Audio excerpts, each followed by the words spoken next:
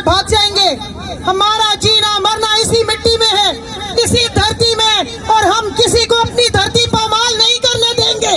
हम अपने बच्चों का हक नहीं खोने देंगे और हम अपनी हक की जंग लड़ेंगे उस वक्त तक जब तक अल्लाह ने हमें मौका दिया, जान दी है, सांस दी है। इस मिट्टी का हक है, उसको हम पूरा अदा करेंगे। अवाम के टैक्स के पैसों से जिन सरकारी मुलाजमीन को तनख्वाहें दी जाती हैं, वो आज खुद को मुगल बादशाह से भी ऊपर समझना शुरू हो गए हैं। उनकी इज्जतें अवाम की इज्जत से ऊपर हो गई हैं।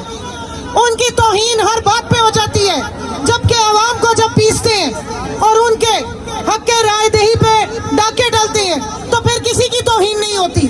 मुझे अफसोस से कहना पड़ा है कि इस मुल्क में सिर्फ अवाम की तौहीन नहीं हो रही, बाकी सब की तौहीन हो रही है।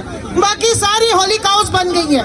तो इस जुल्म के खिलाफ, इस जबर के खिलाफ और अपनी हक की आवाज बुलंद करने के लिए हम निकले। हमारे लीडर इमरान खान ने हमेशा हमें सच बोलने का और उसको पूरे जोर से, हिम्मत के साथ, बहादुरी के साथ बोलने का तरीका सिखाया, और इंशाअल्लाह अपनी हक की आवाज के लिए हम निकलते रहेंगे।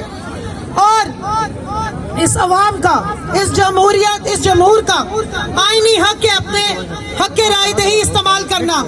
पाकिस्तान तहरीक इंसाफ का एक ही मौक़िफ़ है, इमरान खान का एक ही मौक़िफ़ है कि ये जो इम्पोर्टेड सरकार हम पे मुसल्लत की गई है, दिन दहाड़े अवाम के वोट के हक पे डाका डाला गया, एक मेजॉरिटी पार्टी को साइड पे किया गया, एक चुने हुए वजीर आजम जो दिलों का भी वजीर आजम है उसको किस तरीके से निकाला गया है, उसके खिलाफ फ्री एंड फेयर इलेक्शन होने चाहिए। और इलेक्शन कमीशन का ये काम है कि आइन के मुताबिक जो उनका रोल है उसको वो अदा करें।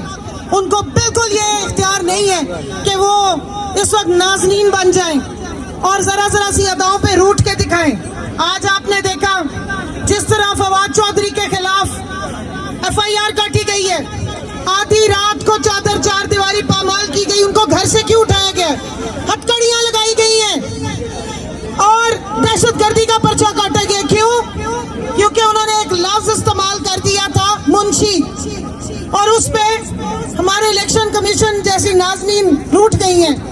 इस वक्त इस लाहौर हाई कोर्ट ने ऑर्डर किया है कि फवाद चौधरी साहब को कोर्ट में पेश किया जाए, लेकिन वहाँ की इंतजामिया उनको चकमा दे के पहले पूरे लाहौर शहर में फिराती रही और अब रिंग रोड के जरिए उन्हें काला शाह काकू के थ्रू इस्लामाबाद लेके निकल पड़ी है।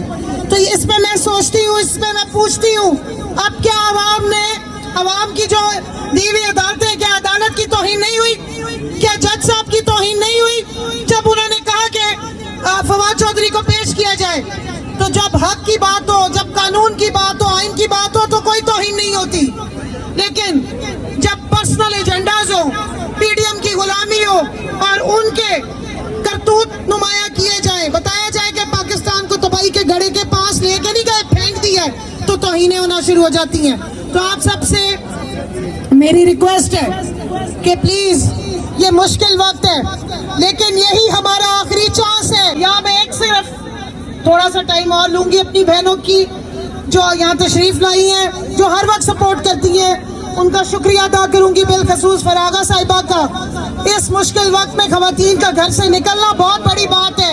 हमारी सेंट्रल की टीम मौजूद है, इन सब का निकलना ये आपका, ये बहुत बड़ी बात है कि खवातीन को समझ आ गई है कि उनके बच्चों की लड़ाई कौन लड़ रहा है, हक और सच की लड़ाई कौन लड़ रहा है। तो हमारे जहाँ भाई निकलते हैं, जहाँ ये हर किस्म की स्टेट की वायलेंस का मुकाबला कर रहे हैं, वहाँ हमारी खवातीन भी हर तरह की दहशतगर्दी का, गुंडागर्दी का मुकाबला कर रही है। तो मैं आखिर में आप सबसे कहूंगी, अपनी आवाज मेरी आवाज में आवाज मिलाएं, हक की आवाज बुलंद करें।